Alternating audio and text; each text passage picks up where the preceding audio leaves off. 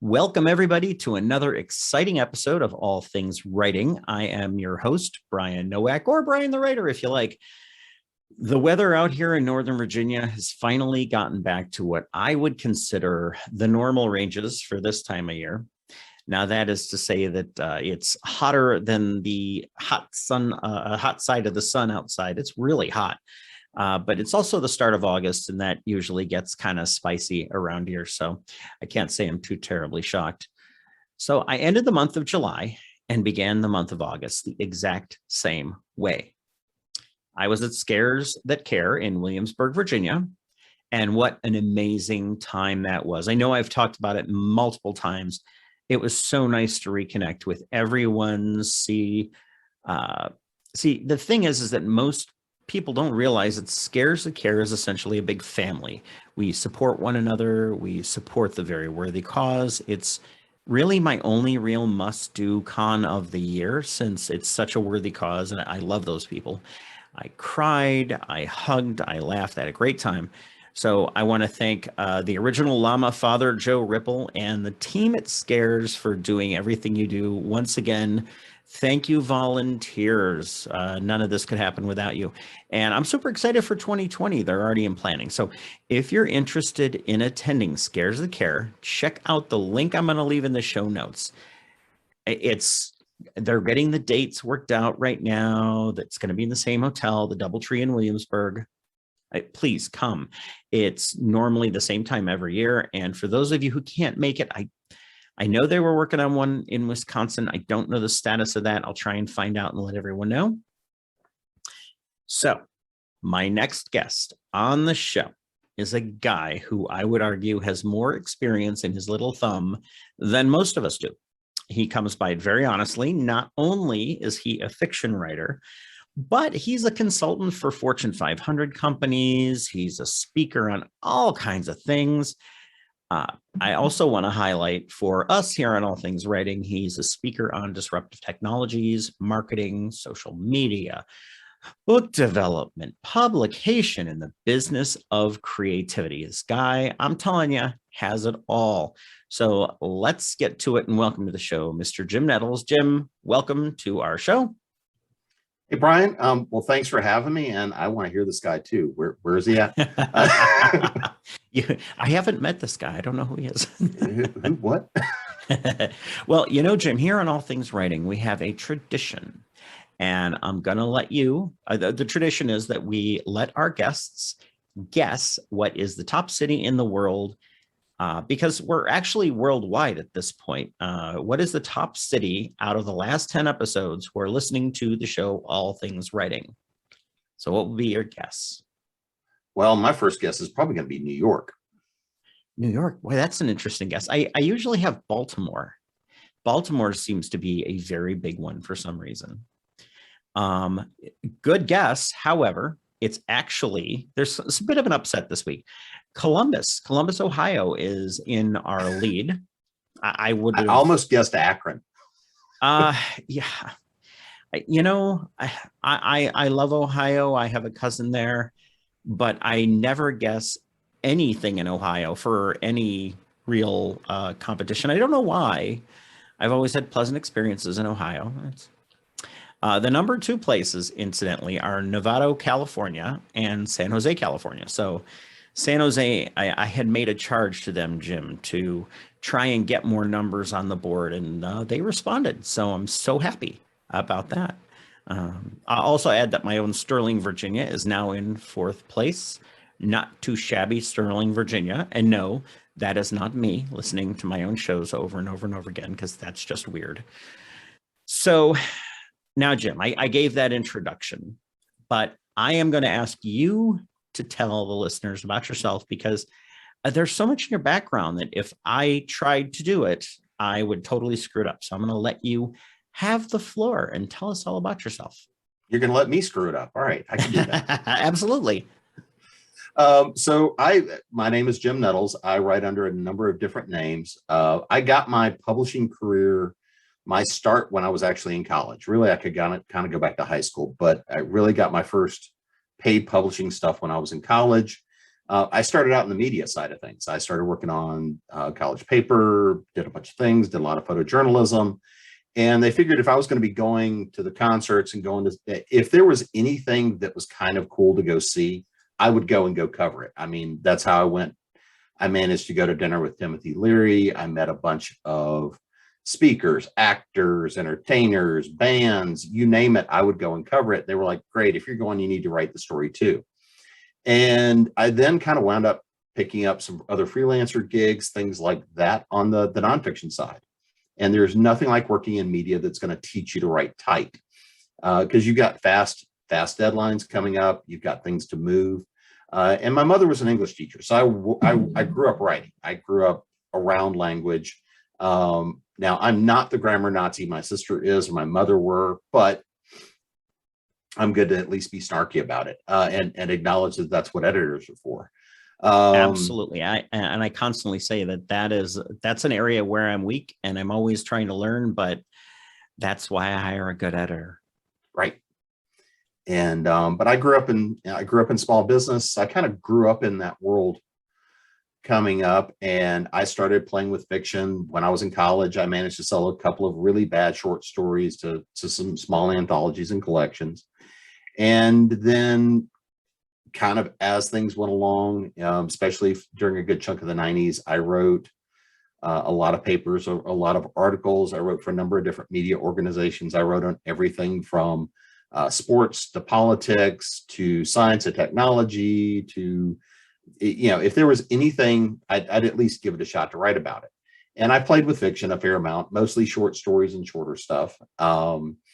And then I started consulting. I was traveling. I was on the road 48 weeks a year. And you can only watch so much bad TV. So I kept writing and I kept trying to publish stuff and get stuff out there. But most of it wound up being on the nonfiction side of things. But there is nothing like travel to give you seeing humanity in all sorts of ways, good, bad. If you spend enough time sitting in airports, hotels, traveling kind of all over the place, you get to see fun and interesting things. And I'm a museum hound. I've got some background in training in anthropology. So I've kind of done all sorts of weird things. And so, yeah, I've always kept writing. I first started trying to really push the fiction career about 10 years ago. I've had a fair number of short stories come out. Right now I've got a couple of novel series out that are in science fiction, fantasy, horror, that sort of stuff. The biggest seller I have, ironically enough, is a book that I wrote. I had been to Police Writers Academy, and the first year it was in Wisconsin. And on my way home, I was trying to figure out exactly how I was going to turn that into a business expense because, well, I didn't write murders and I didn't write mysteries, but I'd had a lot of fun, playing with stuff. And I had just spent 4 days looking at abnormal psychology and all sorts of fun things. And I came home and I had a box from Think Geek sitting on the porch, and I open it up and it's this little gnome that's about a foot tall, swinging a Tommy gun, has this wild, mad grin on his face, and it says, "Say hello to my little friend." And I said, well, that's it. And sleep deprived does help this, but I said, I'm going to write a murder mystery where somebody's killing gnomes and turning them into garden statues. And that book sells all the time. I was at a convention last week in Raleigh where I sold out of those basically by Saturday. And it's a fun book, and I get gnomes from all over the world sent to me, shipped to me. So yeah, that's kind of my background. But other than that, I still do a fair amount of writing in business and technology space, privacy. I do some marketing and email campaigns, and I've got a services company. We do work in a lot of different spaces. It's not all just me, but yeah, if there's a shot at playing with language, I'm willing to give it a try. So I am now. This is almost an unfair question because I know you work on nonfiction and fiction, but I'm curious in your writing process let's look at both.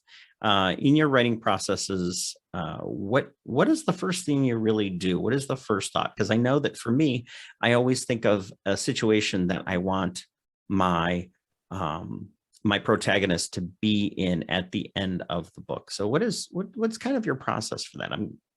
It's something you said that made me think of that.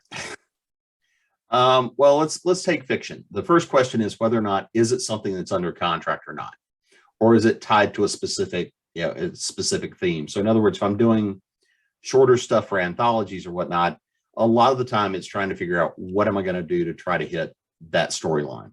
Right. If it is stuff that is just mine or things that I'm trying to sell, a lot of the time it comes from what weird idea have I just had. Right now I'm working on a couple of stories that are novella length. Right now, the next project I'm working on, I've got 2 short stories to knock out this month. Then I've got to finish up the second book in the Krampus series to come out this fall. But the first thing I usually do is what's the core idea? Because usually I come up with either some nice obnoxious idea, because most everything I write, even a lot of the time in the nonfiction space, it's snarky. I love a good bit of snark. I've got a bit of a sixth sense of humor, a bit of gallows humor going. And so if it's nonfiction, if it's articles and stuff on technology, I usually try to constrain that a little bit because the editors are going to do that for me anyway. But for the most part, it's going to have some snark in it. It's going to have some fun in it. But I've got to have fun with the characters, because that's really the core of any story, or any of them that I really care about, is who are the characters, who are the people, what are they going to go through, and how are they going to react? And that's a lot of the time for me, the starting point is, who do I have as characters to play with? But my first part of the process usually really is, what's the weird setup that I can throw people into? And then I can make a decision, is that something I'm going to throw some of my established characters into?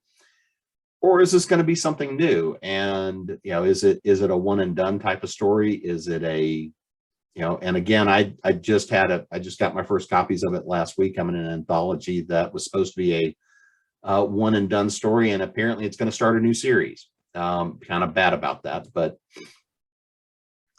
nice. A lot of the time I was talking to a friend yesterday, because I was helping him work through some stuff for a series he's got. And we were talking. I said, yeah, I've got a weird variation on your idea. And it's a new take on the 4 Horsemen of the Apocalypse.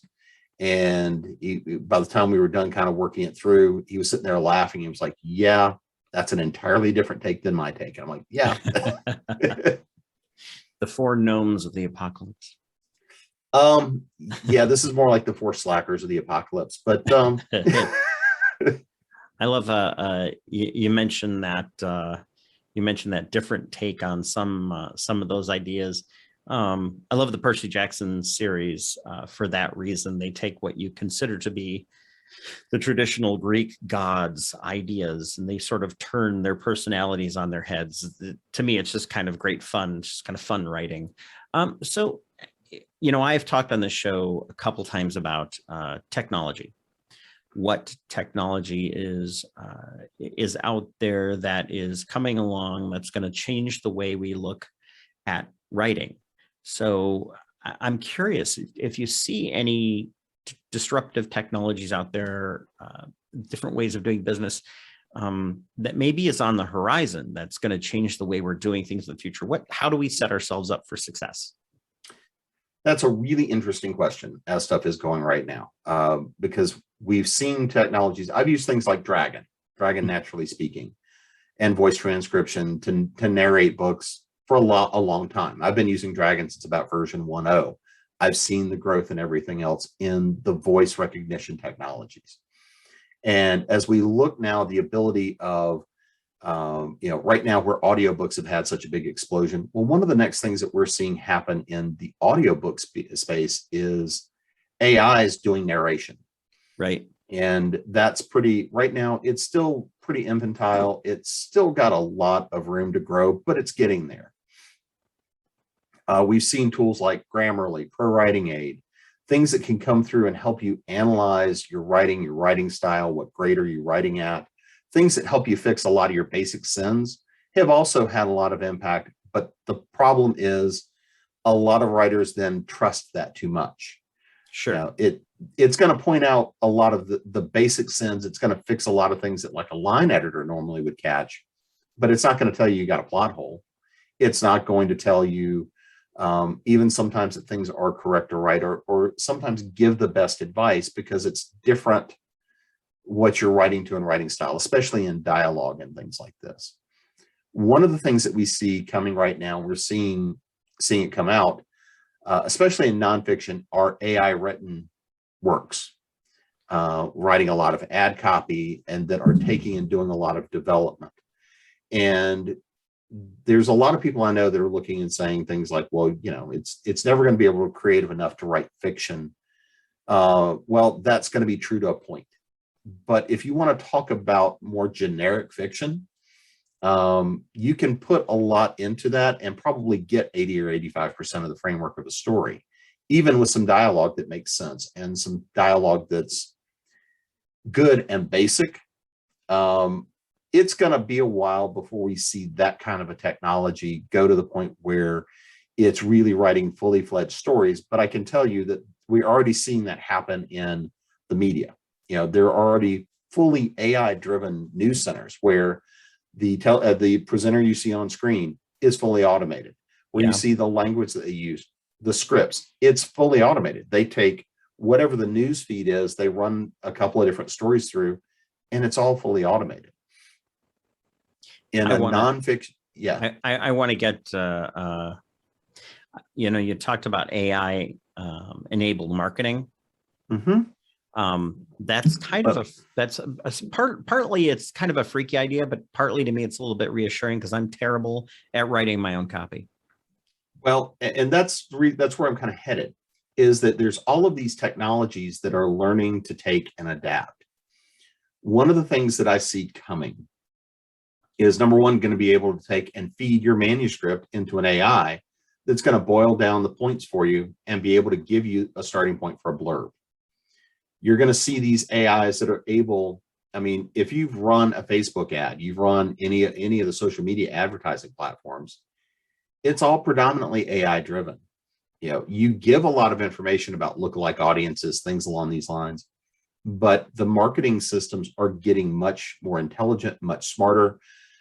Doing some stuff right now for a client where we're not spending a lot of money per day, and we're going through, which means it takes longer to learn. But this is one of those first things I teach is, selling a ton of books on Facebook or with ads or Amazon and everything else. A lot of that means patience.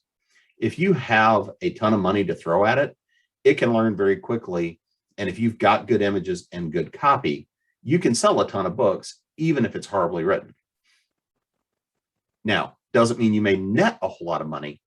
Because last weekend we were sitting there, a couple of us were sitting around and talking about the fact of, you can make $100,000 a month on book sales, but if you're spending $99,999 of it, absolutely, on ads, you're really not netting. But it depends on what your goals are. But if you spend, let's say you're spending a couple of $1,000s a month advertising the first book in a series, but you have a tail, then that's where you start making money. And this is where a lot of people run into the first problem is they've got one book in hand, and the first thing they want to do is go run a lot of Facebook ads and expect to make a bunch of money. If you're running ads on Facebook, it can't be just to sell the book. If you're running marketing on any of these ad platforms, yes, you want part of that money to be going to book sales. You want some of that money to be going to like your email lists, so that you're building out your profile, you're building out the marketing engines that you own, and you want something that's driving it out to your social media platform. One of the things I do talk about a lot in the workshops around marketing, because a lot of people don't think about it in these terms, marketing is really divided into three things. There's what is called paid media. So that's your ads. That's what you're running on Facebook, all that sort of stuff. There is what is called your earned media. Earned media that's your social media proof. That's your social proof that people have read your work. That's reviews, that's likes, that's shares.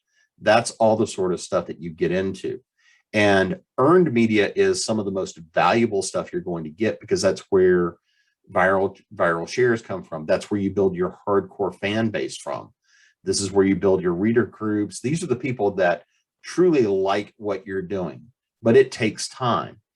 And then there's the last thing called owned media. This is your real estate. And the hardest thing is to drive people to your owned media. That is your website, your email mailing list. This is the stuff that you fully control. A lot of the time we argue about whether or not your social media presence is owned media or not. And to an extent it is, but it's not. You don't own it. Really, you're playing on somebody else's platform, and they can change the rules tomorrow. Yes, that is one of the I brought that up in one of the shows I did a while back. I said that's the thing you always have to keep in mind. Tomorrow morning, the handlers at Facebook can say, you know what, we're going to change everything, and you've got no say. Mm-hmm. Yeah. Well, if we look at the last couple of years, it's been really interesting. I did a panel at Dragon Con. We were talking about this several years ago, right after Tumblr reorganized and changed their business model. And they took, and I'll be nice and say that they Disneyfied the platform because they wanted to be more family friendly. Mm-hmm. So as a platform, they had been very much more adult content friendly. They had been very LGBTQ friendly. There were people that had built entire lives and platforms out there. There were a lot of romance writers that had built their entire platform based on Tumblr. There were a lot of people where that was a community for them in a relatively, as far as social media goes, a relatively safe space. People had built good, strong communities. Tumblr changed their business rules, and almost overnight, people lost years and years of writing and creativity, and in essence, lost businesses. They lost income. They lost their social networks. They lost their support networks, because these were people that refused to use some of the other platforms because of the benefit Tumblr had. And now they didn't have a way to even stay in touch with some people that they were very close with. Diversify. Exactly. And one of the other problems we've then seen over the last couple of years are,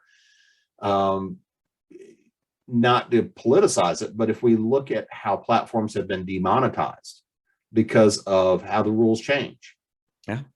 We can make arguments, for social good or not, but realistically, one of the things that the internet was founded on, beyond the idea of, continuity of government and transfer of information, it was supposed to be open exchange of information.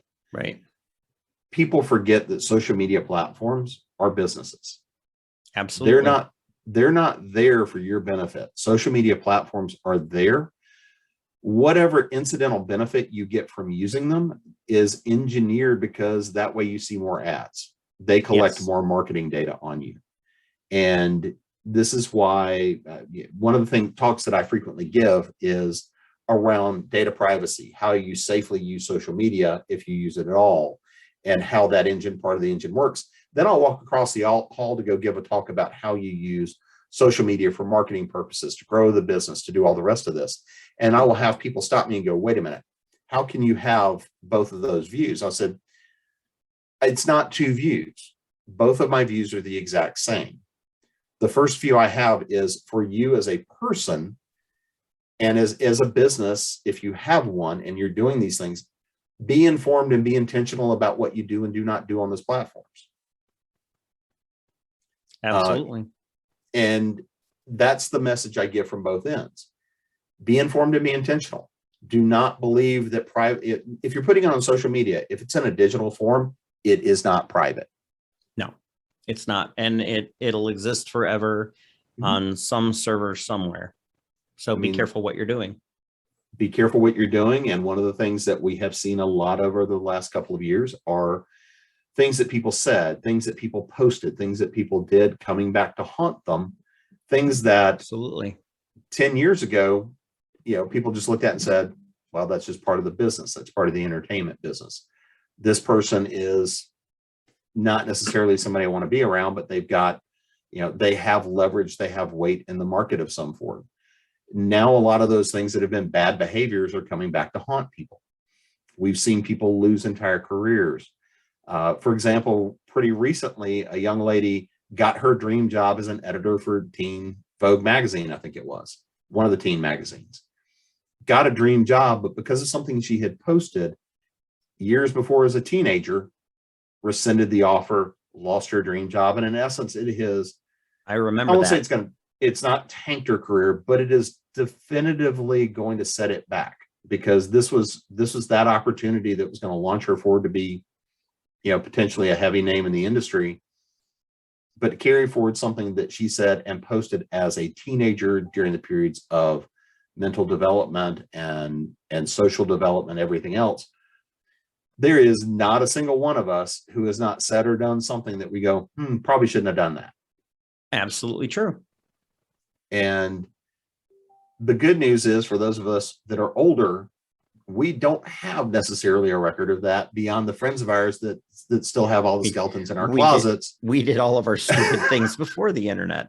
So, but that to me is the first big thing: is be aware and be conscious of what you're doing, and be aware of what brand you want people to see you as. How do you want people to perceive you? And then once you're aware of that, because it's also very different. If you've got something that is your personal page, your personal feed, that's where you communicate with friends and family and that sort of thing, yeah, you can do a lot more there. But no, it's still public. Yeah. Versus if you're somebody, that is out and speaking, or at least some sort of a minor public figure. Like, I do a lot of podcasts. I do a lot of video casting. I do a lot of conventions. I do a lot of speaking. I do a lot of stuff in front of people and in front of the public.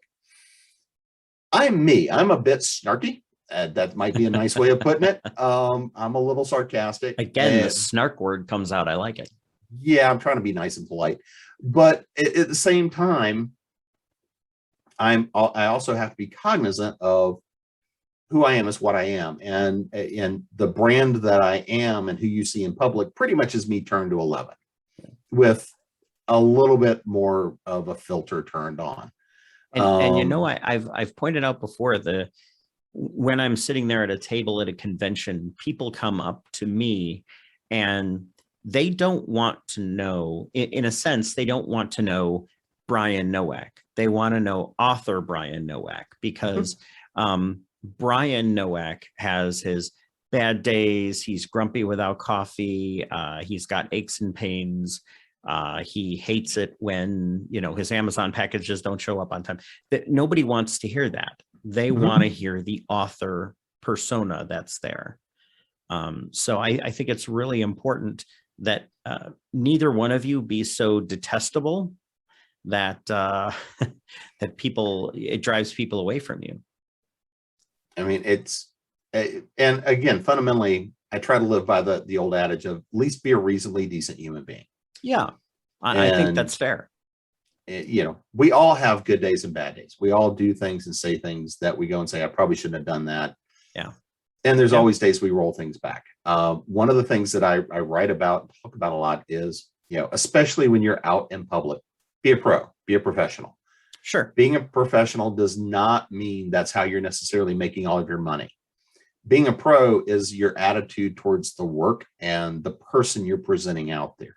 Yeah. And that's really what it is. If you're wanting, and I'm going to differentiate between the people that are writers for fun, writers for hobby. If you have any aspirations of trying to make at least part of your living from it, you've got to be very cognizant of that now.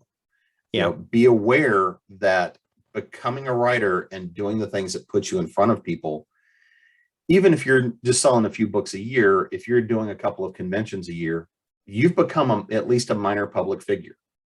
Absolutely true. And if you're doing podcasts, if you're out there talking to people, meeting people, knowing people, you've moved over into that thing of being at least a minor public figure. Yeah. And the rules change. This is one of those things that, we all watch on social media, and people ripping into somebody who, an actor, then, somebody on the news, whatever, the Olympics, look at this thing, look at that thing, look at what they've done. Yeah. Well, by making yourself public, you've now made yourself susceptible to the rules change. You're now a public figure. This is one of those things that we've seen, and I really hate this term, but I'm going to use it anyway. Influencers. Oh, yes. Yeah, I mean, it's people who have developed a following for an opinion. I'm not going to take anything away from that. The question is, how informed is that opinion frequently? But that's I, neither here nor there. I think we used to, before the term influencer really became in vogue, we used to say that they were essentially famous for being famous. Mm-hmm. Yeah. Yeah, and in fact, that was part of the basis for the novelette that just came out that I just had released. Is I have a reaper. He's a soul reaper who gets a call from the powers that be because somebody that's famous for being famous is floating 3 feet off the floor on their reality TV show, and well, that can't be seen in public. That's kind of the start of the story. And that character is not a big fan of reality TV, does not understand why anybody cares about stuff happening in the little box anyway. Sure. Which might reflect my detestation and loathing of most reality TV, but I can neither confirm nor deny. But it's one of those things that we as writers are always going to be spreading part of ourselves through the work that we've got. Mm-hmm. And the hard part there is making sure that people recognize the difference between the characters we write and the person that is the writer. 100% accurate. And I have my own character, Dean Cordain. He's a terrible human being. But he's definitely, I am not him. And that's, I think sometimes people have a hard time separating those two. And this is one of those things that if you're going to be public and you're going to be in front of people, if you're not, if the person you're presenting in public is aggressive or an ass or not somebody you want to be around, and then they see your characters that are also, somebody that, horrible people that you don't necessarily want to be around, but they're fun to read. I mean, I'm sitting here sipping out of a Deadpool cup. I've got a t-shirt that says Deadpool is my spirit animal. That doesn't necessarily mean, it'd be fun to watch. Does not necessarily translate into I am that character. I am that person. I have not written for Deadpool. I have written some reprehensible characters as my anti-heroes because they're interesting. Mm-hmm. And because sometimes they're doing things that need to be done. Yeah. That doesn't mean that they're me. Doesn't mean that I hold the views that those characters hold. And that's where one of these things that gets lost a lot of the time is remembering that if you are presenting yourself in ways that really appears to be somebody really fundamentally not likable, and you're also writing reprehensible characters, it becomes a lot easier for you to inherit those characteristics and people to decide that you're even, more of a misanthrope than what you present. Yeah. So we talked about it a little bit there, and I want to circle back to something you were talking about in the world of marketing. So I opine that if you sit 20 different authors down in a room and you ask them about their marketing strategies, they're probably going to stare at their shoes because none of them want to admit that they don't have a coherent strategy. And I try to hit it on the head that coherent strategy for marketing is so important. I say that, and then I myself don't always follow that rule, which is something that I know I need to get better at. So let's just say you and I are sitting at a table and you're giving me advice, and what would be the basics of a coherent marketing strategy for, let's say I wanted to increase my ebook sales, because that's literally one of my goals for this upcoming year. Well, the first thing you have to look at is in having a coherent strategy is, number one, know what you write, know who your audience is. Because one of the first big problems I that always see, and this comes whether people are coming to us as a client, whether I'm sitting in the bar with a friend, a lot of the time at conventions, people say, hey, can I get some time for BarCon? Sure. Can I get some office hours? That's going to happen in the bar. That's where you're going to find me. I've got friends that'll be working the table. I'll never be there. But if we're sitting down to talk, the first question I'm going to have is, what's your goal? Because if you're starting out early, your real first goal is to build a brand and a name. It's never about selling the book. It's about selling the name. So the first thing you have to do is build a good foundation that people are going to be willing to follow. And that does mean having a website. One of the things I get a lot of times as a question is, what do I need? Do I need a website? The answer is yes. Yes, you do. Why? Well, because it's your anchor. That's your first piece of real estate that tells people who you really are. This is the one thing that pretty much you own. You can do anything you want to within certain limitations. You can put the things out there that you want your best fans to know. Number two, if you want to do things in public, if you want to go out and do conventions and events, it's social proof you exist and you're real. And I'm going to say this is a physician heal thyself moment, because right now we're rebuilding all the web presence stuff. But sure. Yeah, but that number two. Number three is your mailing list. You need to start working on your mailing list today. You always should be investing some of your time in growing the mailing list, because your mailing list, your email list, and you have to treat that as extraordinarily valuable, because the readers and the people that sign up on that, you want to be honest with them about what they're going to get. And if people are signing up on your mailing list, different people sign up for different reasons. Some people just want the free story. Sure. Maybe what you do in your email is you're telling a short story every week and you're serializing it, so your readers there get it first. Maybe you're just sitting there and talking about fun stuff. What's going on in your life? What happened at the latest events? What's happening with your cats? For me, what's happening with the dogs? What do people get from that? Because they want to know you. Mm-hmm. And one of the things that has really changed and social media has enabled is readers have a much greater ability to learn about who they're letting in their heads. Who is that writer? Who is that person? Who are they seeing? What are they doing? Well, if you can grow that mailing list so that really reflects your true readers, then that also gives you data for building your lookalike audiences to run your Facebook ads and things like that. So the first thing you want to do is understand, what is your current goal? Is it to sell the current book, or is it to grow your mailing list? Is it to grow a particular social media following? And you should be doing some of all of those things. The next thing is, as you look at your coherent media strategy, is how much do you have to invest in it? Because very much today we live in a pay for play world. Going viral growth and things like that are much harder than they used to be. You can do it. It's still ways to do it. But I will tell you, it is faster and much more likely to happen if you're also putting some money behind it. It doesn't have to be a lot of money, but you need to be putting some money behind it. If you're not, then the percentage of any social media following that's going to see it is nominal. And the reason that I go back to your email list is it does a couple of things for you. A, it lets you talk to those readers directly.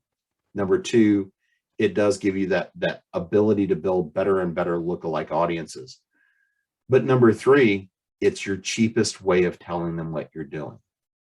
It means you're not spending ads to tell your best fans that you got a new book out. Even if they follow your group, your page, everything else, odds are it's still a very small percentage of that population that's going to know. Your email goes in, and if you're writing good stuff to them that they want to see, then they'll know, they'll follow you, and they'll know what's happening. And so the first thing you really need to understand is, who is your audience and what are your goals? Mm-hmm. And so if we now extrapolate that forward to the idea of you want to grow ebook sales, the first thing I want to look at is, do you have a mailing list, and how big is it to create a lookalike audience from? If we look at your list, how many of them are actually reading the email? How many of them are following along? And one of the really nice things with ebooks is based off of price and based on following, especially if you've got multiple books in your chain, is it's an easy thing to discount, say to a 99 cents, mm-hmm. or put it in to KDP Select, or depending on what level of control you have. If you're primarily going through a trade pub, I recommend you also still do some indie writing and publishing. That way you've got full control over it. If you're predominantly an indie writer, trying to get some stuff into trade pub is helpful. Mm-hmm. If you really want to make a living in this business, it comes from the hybrid author these days. I believe that 100%. I see it more and more every day talking to authors that that's the way everything's going to be done in the future. Mm-hmm. Because the margins for publishers are getting tighter and tighter. Mm-hmm. Getting into a big five publisher is going to actually be harder and harder. Thanks to Amazon business practices and other things, it's all getting harder and harder. But also at the same time, the number of micro presses and small presses that are coming around Mm-hmm. and creating markets, the number of those small presses that are becoming mid-sized presses means that there actually are many more opportunities for publication and hit very specific niches. And if you know who you're writing to, you know who you're writing for, that means not only can you go after those readers, you can also go after those publishers that are meeting that market and meeting that space you're writing in. And I know this is kind of a roundabout way. So when you ask me about marketing, the first thing you are trying to do is gain and grow your reader following, but you're also trying to build that network of relationships with publishers and other authors. Absolutely. And doing things exactly like sitting here like this and like what you do, connecting with authors, building networks, building friendships. Everybody thinks that the first solution is go run a bunch of Facebook ads. It's part of the puzzle. But if you know that you want to go after ebook sales, then the next thing becomes, what ebooks do you have? What are the ways you can approach it? If you have one book, your options are limited. If you've got 5 or 6, you've got more. If you've got a backlist of 25 or 30, then you really have a lot more options.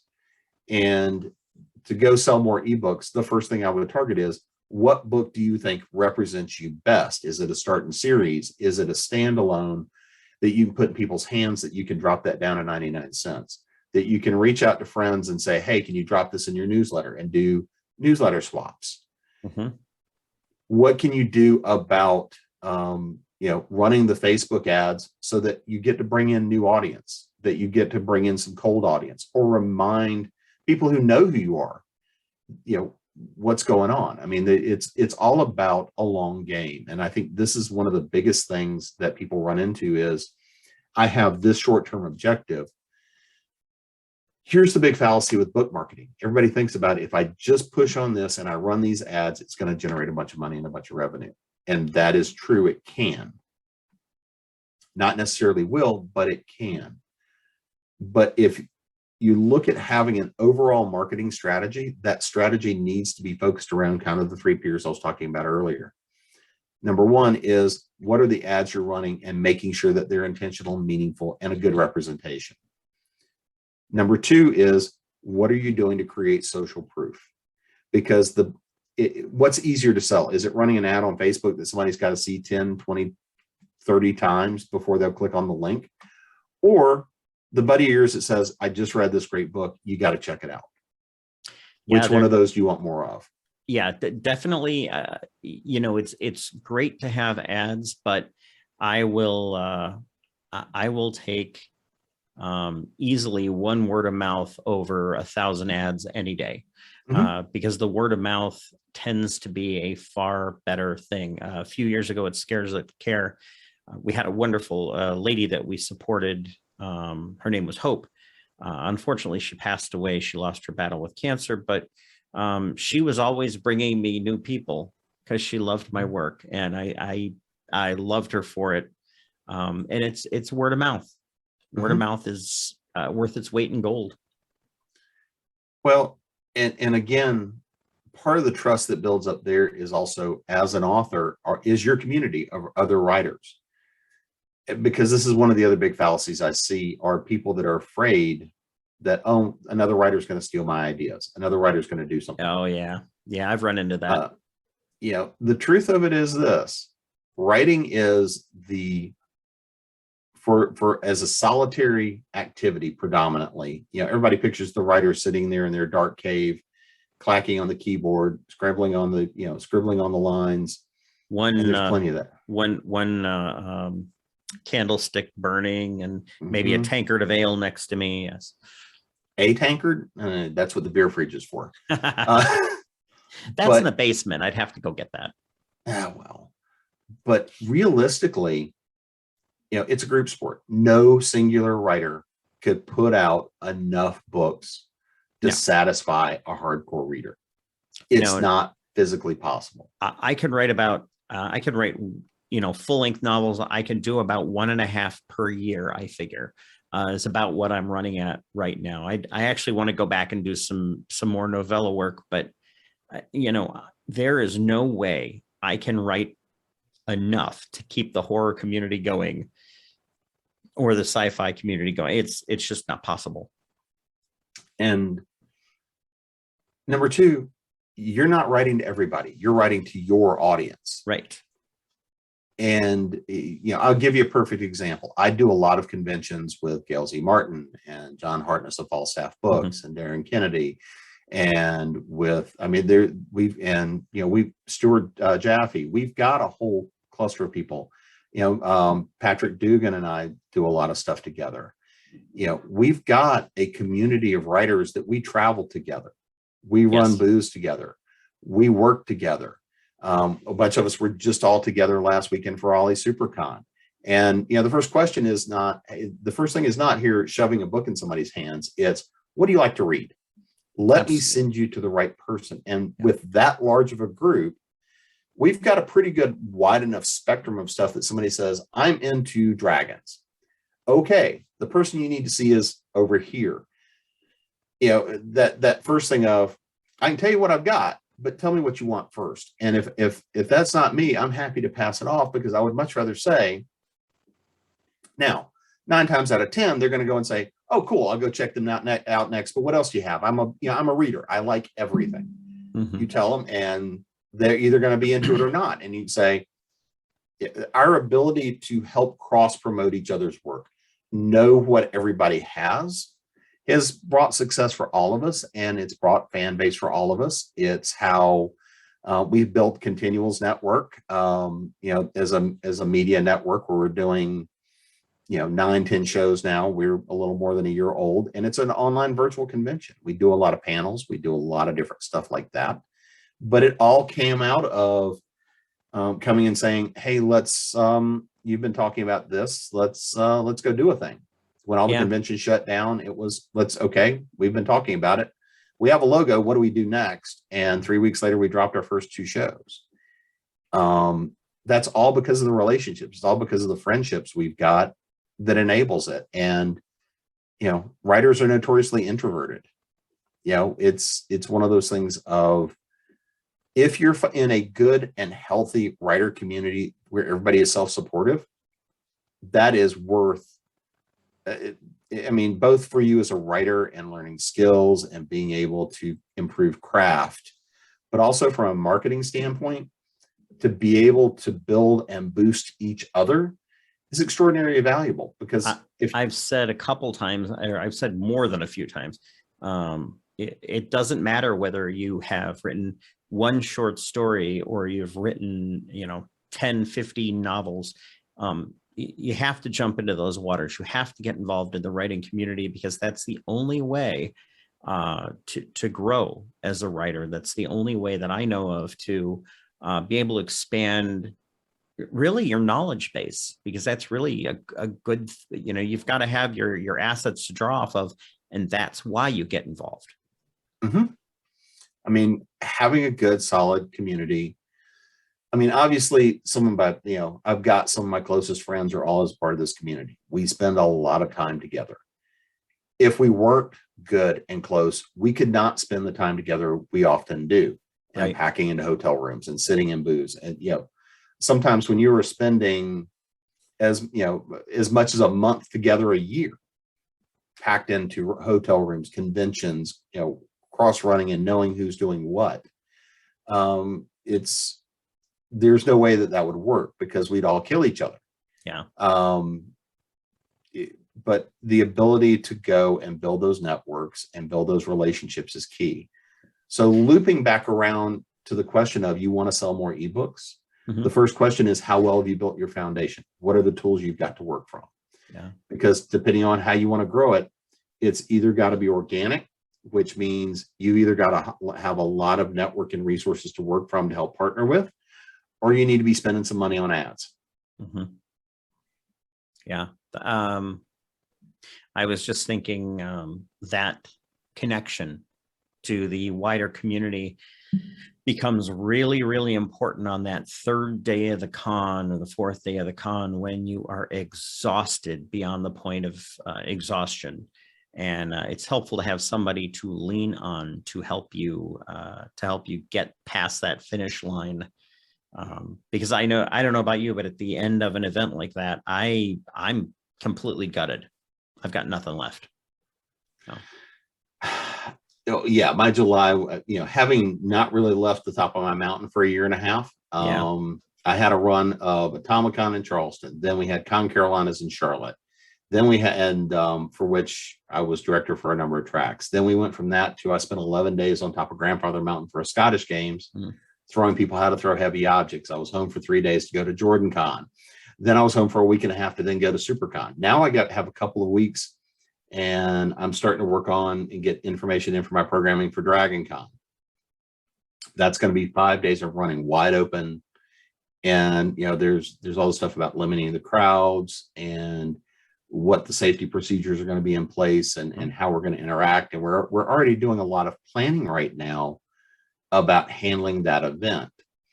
I love Dragon Con. It is a tremendous amount of fun to do. It is also a ton of work. I'm probably going to be, by the time it's all said and done, do upwards of 20 panels at Dragon. And so that means doing, being on stage 4 or 5 hours a day. I love to get up and speak. I can run my mouth and talk. I know that's a shock. No, well, so, and I've often said that whenever I have guests on who are running with a topic, and I just let them run, because I always learn so much. I know listeners learn a ton.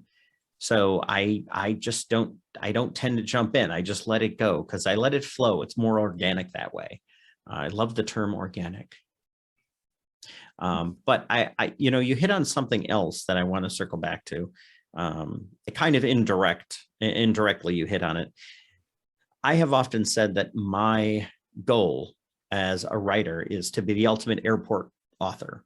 I want to be the guy that you pick up the book on that transatlantic flight, and it entertains you for the length of that flight, and you enjoy the book. And once you land, you're like, that was great. That was a good thing to take me out of this situation that I was in, that I didn't want to be in, waiting on an airplane.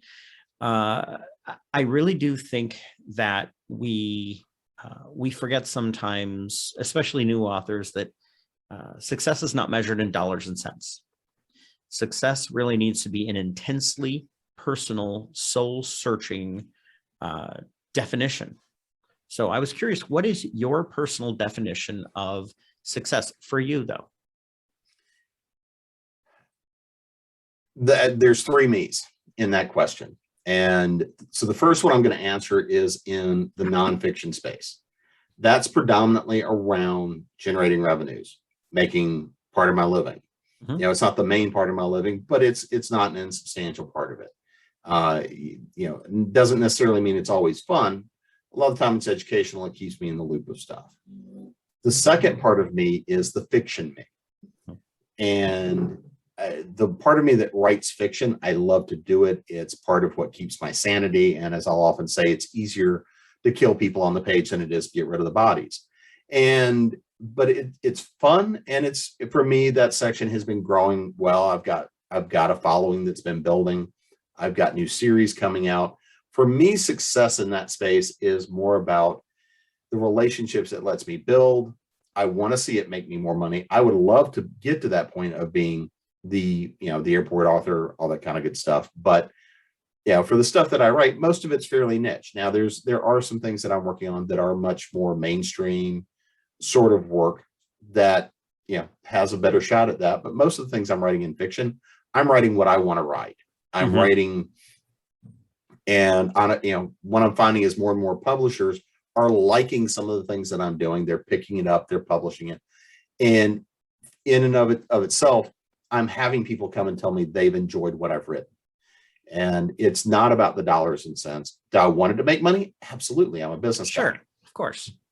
but that work is not my primary goal. The third me is the part of me that came out and started Author Essentials, which is a workshops company. Oh, wait. Time out. Oh, you're going to make me pause. Next question was going to be, and I was literally going to say, this is a good time to ask you, what the heck is Author Essentials? Okay, unpause. Unpause. Well, again, I grew up in small business. I grew up doing a lot of things. I've had the good fortune of being in a lot of places and doing a lot of things. And about 7-8 years ago, I was doing a lot of entrepreneurial writing, things along those lines. And friends of mine in the business were coming to me and asking questions like, hey, I've got a question for you. Sure. Because they'd go and say, you're one of those weird business techie people, right? In the creative community, that makes me, one of the weird people. In the business world, they go, yeah, you're one of those weird creative types. Can I ask a question? It happens both ways. Sure. I don't fit in either one entirely. And I would answer the question and they would look at me really funny, cock their heads and go, that sounded really important. I have no idea what the hell you just said. And I know what all of those words mean, but when you put them all together, I just don't understand it. Yeah. And so I started doing a thing. I created a thing called the Writer's Mind, which was just a little website that was designed for, because I figured if I got to answer it once, other people want to know. So I'd write up the version of it that was going wherever else. I'd do a version of it tied to the publishing industry. And I started posting some of those to places like Quora. Some of them went out, some of the publication magazines, some of them went. But what I was doing with anything else was I'd post it out there on Writer's Mind. I was like, if I got to answer it once, I may as well write it up. Sure. And I'd been doing that for a couple of years and was at a convention in New Orleans. And one of the people I grew up reading as a kid was Ben Bova, hard science fiction, been following him most of my life. And I get to the convention to find out I'm going to be moderating him. And I was running in, and my dad had never been to a convention before, a sci-fi convention. I grew up doing a lot of conventions, political stuff, business things. So doing a convention was not out of his space. Doing one full of geeks and nerds was a little different. And so I pinged him in between panels. I said, hey, I've got an hour. Get me a beer, get me a sandwich. I'll be there in 10 minutes. Because if you're in a convention hotel, that's one of the other things that we do. We have people put in the orders for us, because otherwise you probably don't get to eat if you've got 45 minutes. And I go running in, Dad's sitting at the bar, and he says, oh yeah. He says, I met a couple of folks. And I reach over and he says, hey, yeah, I'm Ben. And I said, yes, Dr. Bova, I'll be moderating you in an hour. And that's actually how I met him and his wife. And I told him about some of the project stuff that had been going on. And he says, well, when are you going to turn that into a book? I said, funny you mentioned that, kind of working on that. Working through him and partnering with some other people, we shopped it around for a while. But one of the things that I founded Author Essentials to be was both a publication company and a workshops company. Because I teach a lot of workshops. I've taken one of the workshops I've been teaching for entrepreneurs, small business owners, things like that for years. And I adapted it into one for the publishing industry. Mm-hmm. And so I wound up forming kind of the core concepts of that into a book. And I started shopping it around to the different friends of mine in the business, and people from everything from I've been trying to write and never published a thing to people that have been earning their living as a writer for 30 years. And sure, had a bunch of them do a beta reading for me and give me feedback. And almost all of them came and said, I learned something from this and you need to dumb it down more. and I went through that cycle for a couple of years of, okay, I've refined it, and finally cranked it out the door. Well, so I was teaching workshops, we started publishing underneath that. And as things were going along, a number of people, I know a lot of editors, I know a lot of cover artists, I know a lot of people in the business. And as the industry has shifted, a lot of those people that have been earning a living in it for a long time came and said, I need to do more freelancing, or I've lost my gig. I need to ramp my freelancing into full time. How do I turn this into a business? Mhm. And so we also started doing services, and we were doing services for nonfiction for a while before I started doing fiction. We don't take everybody in, but one of the things that I am very much an advocate about that drives me nuts is predatory publication practices. Yes. And that really was one of the founders behind creating AE. Was I wanted to help writers stop being I wanted to be able to know you can make a living as a creative. You absolutely can do it. And B, don't get ripped off from stupid things. Don't let people rip you off. And that really was the foundation. So when you ask me what my degree of success there is, what that has become is the fact that the book that's over my shoulder, Business Essentials for Writers, I've had a number of people now tell me that they've used it as a resource in college papers. I have a lot of people that have told me that they use it as a resource. I have actually had somebody ask me to pull some quotes from it because she was writing kind of a resources book. And that to me has become success, because I know some people have learned from it. They've used it. At the beginning of the pandemic, when everything started going down, I actually knocked the ebook version down to 99 cents because for me, that was more about letting people get the opportunity to get the book and get the knowledge from it than it was generating the revenues. Sure. Which meant the ads I was running for it were losing money, but that was fine. We just pulled it back up a couple of months ago as everything is ramping back up, because I figured it sat out there, for a year. But honestly, I found since we pushed the price back up to $4.99, it's selling better than it did at 99 cents. It goes back to perceived value. Yeah. But so still, if you're not willing to put $5 into a book and you're wanting to grow the money, you're not going to put the work into it anyway. I would, See, I actually I do want to buy a copy of it, but hard copy, because I tend to take notes and margins and doing that. I can handle that for you. I have a copy sitting right here. I'll send. Win. Woohoo. No, I do. I actually actively write a lot of notes in the margins. I have behind me here on the people who are watching the video will be able to see it. The people, of course, on podcast won't be able to, but right behind me is my big bookshelf, and I have one that is just writer's guides. Well, and for me, things like Rod Belcher, because Rod's kind of in your neighborhood. Do you know Rod? No. R.S. Belcher, yeah. He's up there in your neighborhood, but Rod was one of the people that was very kind enough to pull it in, and because he's been in the business for a long time, both fiction and non, was very kind. Jody Lynn and I last week was with Jody Lynn at the convention. I had given her a copy, and she's now going to start promoting it with her writing classes and things like that. Cool.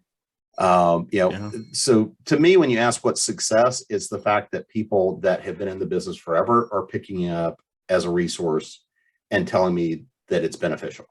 Yeah. And so when I define success for that, I've got several more books coming out in the series that I'm working on right now. The video workshop for it, the last video is just uploaded to it yesterday. Okay. And that's available at authoressentialsworkshops.com. Which we will have in the show notes, by the way. I have a nice long list of Jim's different various things. I mean, it's a pretty long list, but I'll put them all in there so you'll know where to find everything. Yeah, I'm kind of all over the place, but and like I say, I'll be happy to give everybody a discount code for the video stuff, because Cool. Again, the main thing I'm focused on there is the education side of it. The next workshop will be dropping right now out there. The two that are available right now are John Hartness's Path to Publication, my Business Essentials for Writers. The next one I'll be dropping out there is actually on intellectual property. The other place that they're going to be available very shortly is I'm involved, and I'm the business director for something called the Speculative Fiction Academy. That we're right now in the process of doing a soft launch. It's primarily around craft, but I'm doing all the business and marketing driven stuff. I've got a number of other people that are coming in to do workshops and classes around it. And that is launching in October. Okay. Right now, we've got about 20 different instructors that you would know a lot of their names, and it's, horror, science fiction, fantasy, that sort of stuff. So they'll be available there as well. Okay. But if you ask me what success is, and the reason I started AE was because two things. Number one, I had a friend of mine that owns a tech company come to me. I knew I was doing a lot of writing work, and put a book in my hands, and was like, had his face on the cover, all the stuff about the company, what they were doing, all their fun services. And I opened it up, and I'm like, on page one, I highlight 3 typos. And I'm like, I didn't know you guys were doing this, this, and this. He goes, we don't. I said, great. Whose white paper did you go buy? Because you can buy so many things as a service, slap something on it because you say you're in these businesses. When we were talking about earlier about disruptive technologies, that to me is the destructive side of publication, is what we've seen in how book as a business card has been destroyed. The second thing that did it was, I was at a convention about 5 years ago, and it wasn't the first time it had happened, but I wrote an article about working with vanity publishers, and it was not favorable. And I had a vanity publisher come over and start to tear into me at a convention. And I said, you're not willing to admit what you are. I said, I've had a couple of people that were your customers come over here. And I said, you charged this for editing. You charged this for a bad cover.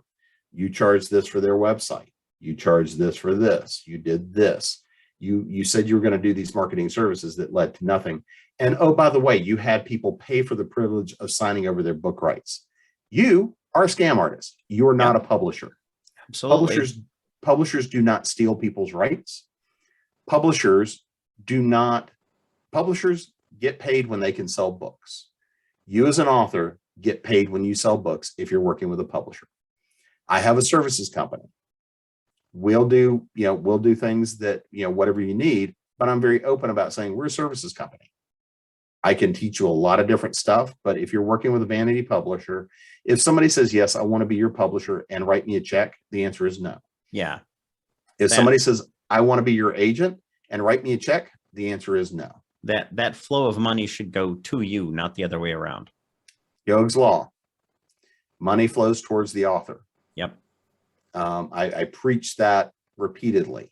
I am such a believer in that it is in the workshop twice. It's in the book a couple of times, including the Colorado Yogg's Law, which is designed for the indie publishing market, which is that, again, money flows to the author. But if you're an indie publisher, if you're self-publishing, you're responsible for all of it. So you are responsible for managing those resources. Yeah. And you do have to, a good editor does deserve to get paid. Mm-hmm. A good cover artist definitely deserves to get paid. I pay my editor. I even have somebody that I go to for formatting because I detest formatting and I'm not very good at it. So I have somebody else do it. And she's very reasonable, does a very nice job for me. But all those people have to be paid if you're an indie.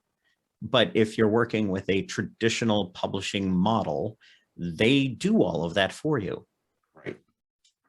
Or they should be. Oh, they should be. Yes. If they are charging you for it, get out. And the calorie I'll put even on that is especially if you're early in your career and you're trying to get stuff to publishers or agents, make your work as clean as possible. Yes. If you're still trying to get to that point, it's worth it to go pay a developmental editor to make sure your story is tight. It's worth it to pay an editor to a degree to clean up the story to the point where you've got something that's ready to go to market. Because if you're trying to get an agent, if you're trying to get a publisher and you're still trying to work on craft, then it's worth it to pay the editor and pay somebody to give you that feedback, because otherwise you're shopping a book that is much less likely to get picked up. Yes. That's where if you're shopping that, but remember, if you're trying to get an agent, if you're trying to get a publisher, that is just as much of a sales job as trying to get a customer to buy a book. And I actually do have a book I'm working on now that I am going to shop around to agents, but I'm still going to pay an editor, and it's going to cost me a little bit of money, but it's totally worth it, because at the end of the day, it just results in a much better, a much more betterest piece of content to be bringing to an agent. Really does up your chances of getting an agent, getting a book actually sold, which is, it's the goal, not just for you, but it's the goal of the agent. It's the goal of the publishing house, because once you can provide them something that's good, they have skin in the game. And I think you made that point earlier. Your publishers then have buy-in, and that buy-in is really important. Well, and this is one of those things I think a lot of people don't pay attention to. One of the things I do preach is this: even if you have never indie published a book, even if you're straight up trade pub, or that's all you want to do at least one indie pub book to see what the process is and understand the investment. One of the things a lot of people, especially people just starting in the business, don't understand is why it's so hard to get an agent to buy a book, why it's so hard to get a publisher to buy the book. Because once they sign off and say, yes, I'm going to publish it, that means they're obligating themselves to 3, 5, 10,000 a book, just starting out the door for editing and a cover. And that's where the price tag starts. Is you start, I mean, if you're working with a mid-sized publisher, you're starting at about they're starting at about $5,000 investment. And that's their starting point. If you've got somebody that gets to be a bigger name, heavier cover artist, you've got somebody that may be spending 5,000 or 10,000 just for a cover. Yep.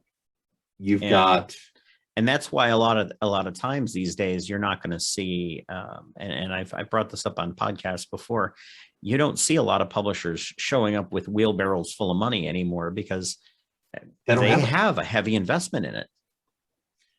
Well, Amazon has, if you look at the Amazon war, the publishers are one of the ones that have lost. Yeah. Advances are not there anymore, especially in the fiction market. Right. The number of people that get really heavy advances, they get advances because they're bringing in a pre-built audience. They're bringing in a pre-built market.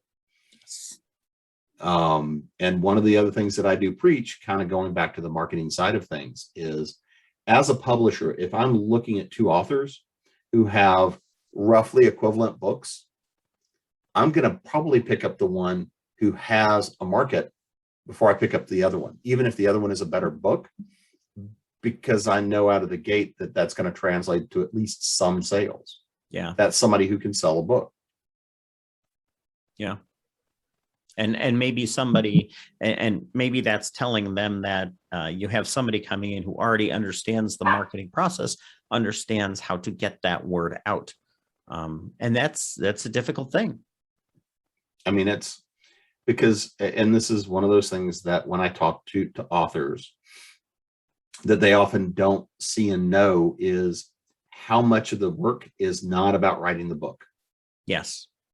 How much of it is about running the business. And a lot of people don't want to face that. I mean, I've had plenty of workshops where I've taught the workshop and had people look and say, I didn't realize how much sales was involved. I didn't realize how much stuff was involved. I just want to write the book and it magically sells. I'm like, wait, I'm a small business owner. Are you kidding? Oh God, I didn't want to do that.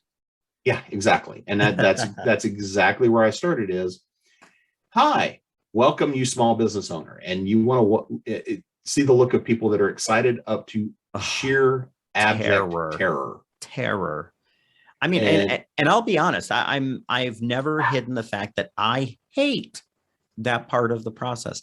I would just like to sit here, write stories, and have them. I would love to just chuck them through a hole in the wall and a check shows up on the other side. But that's not reality. And I understand that. Yeah, it's not reality. Which would be cool if it was. Yeah. So you mentioned a little bit about the fiction side of things. I'm just curious, what are your favorite genres? From a fiction side of things, I write kind of all across the space. I right now I'm working on kind of a techno thriller series, and I've got one that's also an environmental techno thriller that I am working on. with a writing partner. We're playing with a trilogy there. I love writing in kind of that urban fantasy type of world because I love mythology. I love myth and legend. It's a lot of fun to play with, and I'll go twist it. We were talking about Percy Jackson earlier. Yeah. I've got a series that I describe as Harry Dresden, Throne of the World of American Gods on a really bad day, and it just goes downhill. Yes. I've got a spinoff series. The Gnome book is in that spinoff series from that. I had a book come out that the paperbacks are finally about to come out, which is a Christmas horror. It's called Krampus Claus. It's a Krampus story. Krampus is a wonderful, wonderful vehicle. And it's a mythology that I pulled in the Perkton witches and all this other very niche stuff. It's a lot of fun to do. The second one should be coming out this year. But urban fantasy is so much fun because you can play a lot with expectations, and you can write yourself in a corner and then magic your way out if you have to. Yes. There's always, or in horror, we always like to say, if you write yourself into a corner, it's easy. Blow something up or kill a bunch of people and then move forward. Yep. And I mean, urban fantasy is the same way. I mean, the new one that just came out last week, which is a novelette in Off the Beaten Path 4 that's kicking off apparently a new series. It's gothic horror, but again, it's kind of snarky gothic horror because I've just got that sick sense of humor, or at least I think it's funny. Snarky. I like it. It's a little snarky. It's a lot of fun to write in, but I also very much love to write in hard sci-fi because, again, technology. I've written stories that are much more AI driven. That are much more about how technology can shift and change. But a lot of my writing right now is moving right now in that techno thriller kind of space. A, there's a better market for it, and B, that's kind of where my head is at. Even though I've got 4 more urban fantasy novels to get knocked out to finish that series and a number of novellas. So I'm kind of working on all of them at once. And also next year I should have a space opera out. Nice. I do like the sci-fi. So I have my Bagorian Chronicles series, which is being redone by my the publisher, the small publisher that I'm working with, Dingbat Publishing, and they are more or less the lighthearted, humorous, think Douglas Adams style of sci-fi. Funnier. Enjoyable. I see there's a lot of that hard sci-fi out there, and it hurts my head sometimes because it gets so technical and gets so deep. Yeah, the series I should have out, the first one out next year, is more think about, because again, it is going to be some hard sci-fi, but it's hard sci-fi space opera. It's somewhere in between the two. And think about the IT crowd meets Firefly meets Aliens. I love the IT crowd, so you had me there. It's basically, think about a group of space consultants that have a couple of mercenaries on board that, they come in, and, the captain of the ship is sort of oblivious. He and his ex-wife are fighting over who actually owns the ship because he's the captain, she's the lead pilot. Oh boy. And so that you get some drama there. You've got you've got a couple of people on board that are just kind of legitimate. Hey, we just want to do our thing. And then you got some other people on board that, they'll fix with problems you have for a price. And it's all of this, Absolutely. Who knows what at what time. And the unexpected can happen unexpectedly. And the first one is in the process of rewrites right now. I had a lot of stuff that was in flight that should have come out last year that the great pandemic put a brakes on, as well as having started an entire media network by accident. I hate it when it happens. You just wake up one morning and suddenly you're the head of a media group. It's just like, how did that happen? Yeah, pretty much. I'm going to go with that. That's so So a lot of work that was in process. The next thing I've got that is actually scheduled to come out, and I don't have the title for it yet. It's already supposed to be out. I've seen the cover and I don't remember the title.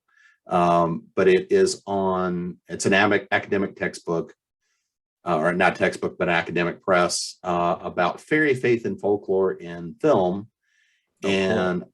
I did my piece on the 1984 version of Dune, which is very well timed for the new film release coming out. Yep. And that was a lot of fun to do. But Patrick Dugan and I are the only two people in it that are apparently not academics. Yes. And I'm ready for that to come out. So I've still got a fair number of things that should be coming out this year, as well as a lot more workshops coming out in the business series. The next round of them are all pretty heavy deep dives into given topics. After intellectual property, it's going to be a marketing one, it's going to be a digital marketing one, and then an affiliate marketing workshop. Somewhere next year is going to be a couple of them around the finance and accounting side of things. And probably I don't have the bandwidth this year, but I've got one that I teach live that is all about how to do social media marketing, because it changes so frequently. That is very true. That when I've done it in the past, it's just always, I do it as a live. The plan is going to be that if you've enrolled, you get the first round live, and then you'll get the recorded updates for that. That's going forward. It is. It's social media marketing is. I like to say it's about as stable as Jello, and it's about as clear as mud. So it's not always that easy to understand what the next thing you need to do is, because stuff shifts so quickly. The things we've been playing with are YouTube ads and Reddit ads targeted into niche communities. I've been getting more and more curious about Reddit, because my son is huge into Reddit. He loves it. And I don't know enough about how that works. But I know that it's something I need to understand a little bit better than I currently do, for sure. Yeah, Reddit's ad platform is still not that mature. Mm-hmm. But if you know your niches and your markets, you can reach very targeted groups of people, because they've nailed themselves to the neighborhoods they want to be in. Yeah. And if you know how to find them. And Reddit's huge on horror. So it may definitely be something that may be my next move to get more involved in the Reddit community. But like anything, and you mentioned waking up and finding yourself at the head of a media company. All of a sudden I turned around and I had, in addition to writing novels, I had suddenly a steadily growing podcast presence and YouTube videos. It was really funny, because somebody came up to me at Scares of Care and said, "Why aren't you doing YouTube videos anymore?" And I said, "Well, because I didn't think anybody was paying any attention." And they're like, "No, we love it when you do new videos." I'm like, "Okay, well, I guess I need to start doing that again." But it's funny how things change. Well, and I mean, again, with Continual, it's primarily heavy. We've got a very active and growing Facebook group. YouTube is growing. We run it on Twitch. Gail gets to be president because she gets to be the ethos and the soul of it. I get to play technical director and basically the business and technical director of it. John is, God help us all, running the treasury and back end operations side of stuff like that, which really means it's kind of some of our shared folks. And then, but with some of the friends that we were able to pull in, it's been a lot of fun. And it's continuing to grow. We've got new shows that'll be coming out on that. And we're always inviting people to come in, and because again, it was designed really, the smaller version I was going to grow was around the business community stuff, to do, bring my shows from business community into kind of that space. And it wound up flipping the tech over to be Continual. And, we built it because conventions got shut down. We wanted to still be able to socialize with our friends and still reach people. Yeah. And I think it's wonderful. I'm still trying to figure out what my real niche is in the world. I'm getting there. But but it's interesting to see how many different outlets you have that you can reach into.